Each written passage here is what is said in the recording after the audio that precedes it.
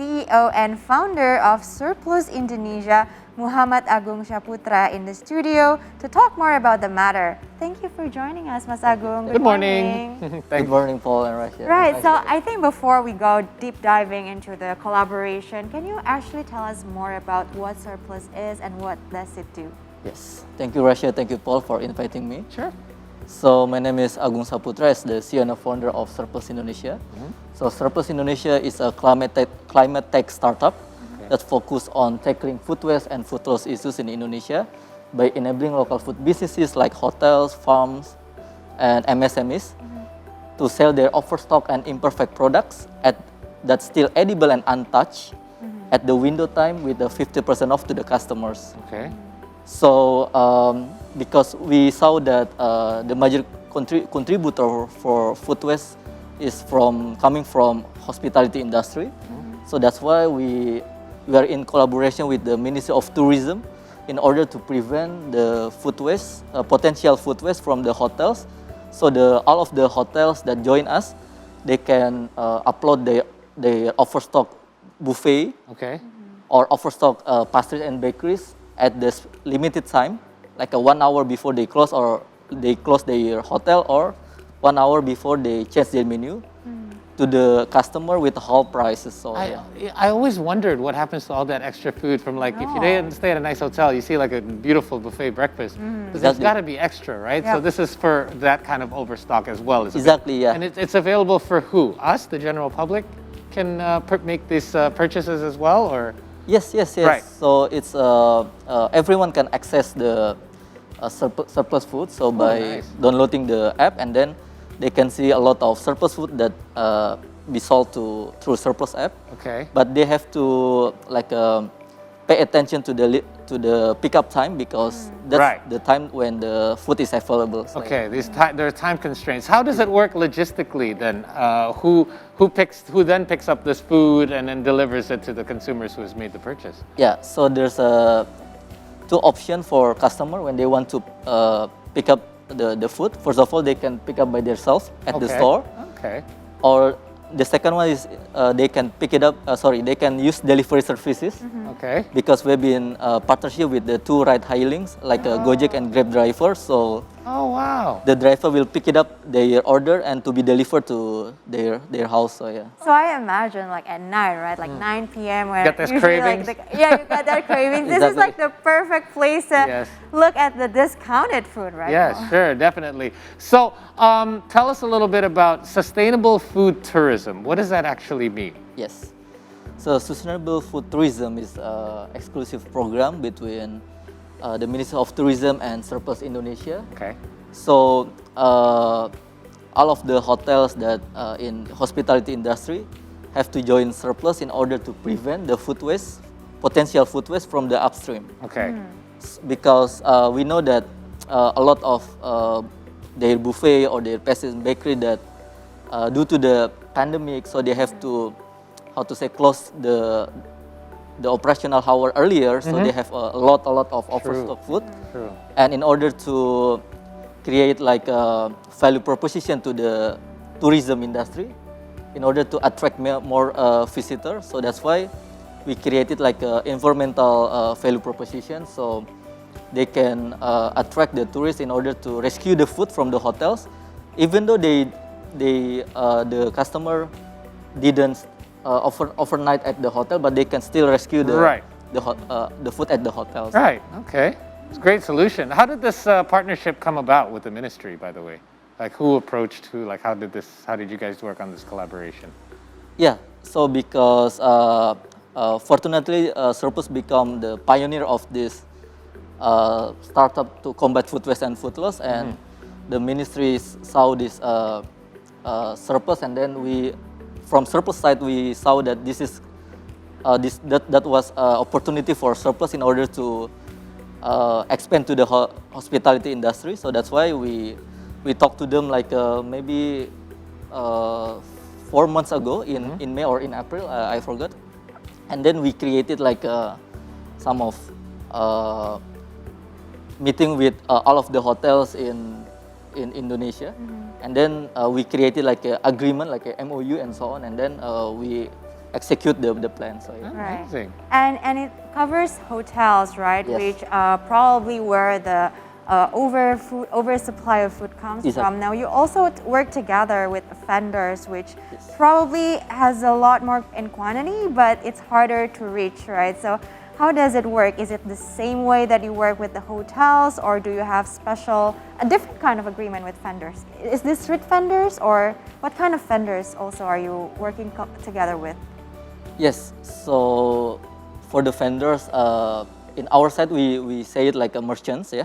Okay. So we've been in partnership with more than 2,000 merchants, including MSMEs, restaurant, cafes, and hotels. But 80% of our partnership now are MSMEs. Okay. And for the hotels, it's only like 100 hotels from in Java and Bali. And yeah, it's quite different because for the middle to top brand, we have to like in order to acquire them, it's like needs 2 or 3 months.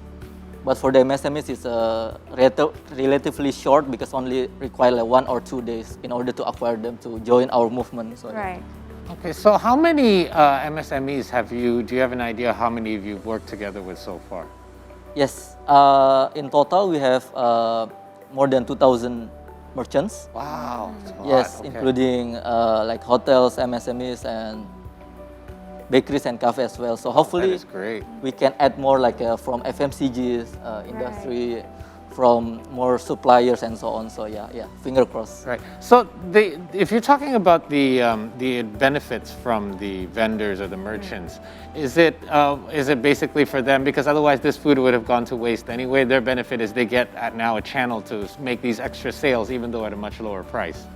Yes. So the benefit for them is they can at least have a financial recovery True. from the overstock food, because every time when they throw away their surplus food, they experience like a lot of financial loss. Really? Wow. So rather than they throw away, at least they can cover 50% of their True. COGS, Yeah.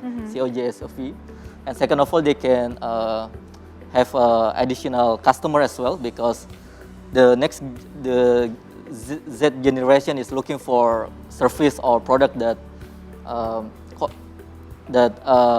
affect the social environmental That's impact true. as Yeah. well. So yeah, That's and then true. they can become a green restaurant or Yeah. hotel restaurant Yeah. as the value proposition. Do you actually put some kind of sticker or marks that this vendor is actually working together with Surplus and contribute to sustainable food tourism? Yes. So we provide like a 10 card or tripod bed and so on in order to mark that they are our partners. Okay. And we issue like a sustainability report for them, so they can use the sustainability report in order to fulfill requirement in order to get the CHSE certification from the Ministry of Tourism. Right. Yes. And so how does it work for if I'm the business owner, the MSMEs? So the app itself is directed towards 2 audience. One is for the MSMEs Exactly, yeah. who reported that, oh, I have this amount of supply, and then it goes out in the marketplace, and then the audience can pick up and buy and pick up, or how does it work? Yes. So when the hotels like upload the overstock buffet or pastries, and there's like automatically notification to the customer that this hotel has overstock food that you have to rescue it, and then the customer can open the app and then they can select the favorite surplus food and then pay in advance, and then they can choose either they want to pick it up by themselves at the hotel or using delivery services. So, yeah. And what kind of food are available? Let me Okay, answer that, sure, because Paul. in the time we're talking, I didn't realize I had this app before. So, nice, thank you. but I haven't registered before, but I had just registered right now, and it's basically like ordering for an online food app. Right. There's you can order like main courses or vegan meals or baked goods and then I'm literally opening it, and when I open it. There's 2 things that tells you. First of all, 3 things: the item and the price, and all of these prices I'm looking at are basically half price. And then the 2 other things it tells you that's important is how far away it is from you and how many are remaining. So that, I guess that goes to what you were saying, right? In regards to the timing, because there was one that says 7 remaining, and that's in green. And then if there's 3 left, it's in yellow. And if it's almost done, there's a red, like a red notice that says it's almost all gone. And once it's all gone, it moves on. And I guess this menu constantly changes all the time then. Exactly. If you can scroll down the screen, you Yes. can see like the expiration date, Right. expiration date. So the customer needs to rescue it before the expiration. Yes, there's a date. If you open the actual item itself, it tells you how many is remaining and then where you're going to get it from, and basically when it expires. This is amazing. So where are you actually located, or your app is available? Which city in Indonesia? Yeah. So we are running in 10 cities at the Okay, moment. great. In Jabodetabek, Bandung, Yogyakarta, Malang, Surabaya, and Bali. So yeah. Okay. So where do you see this going forward? Because everyone's being so much more conscious about consumption these days. And even someone like me, if I can get food at half price and save the environment in the meantime, it's definitely a plus. Where do you see yourself expanding to? Is it more cities, or are you going to try to expand the infrastructure itself for Surplus Indonesia? Yes. Yes.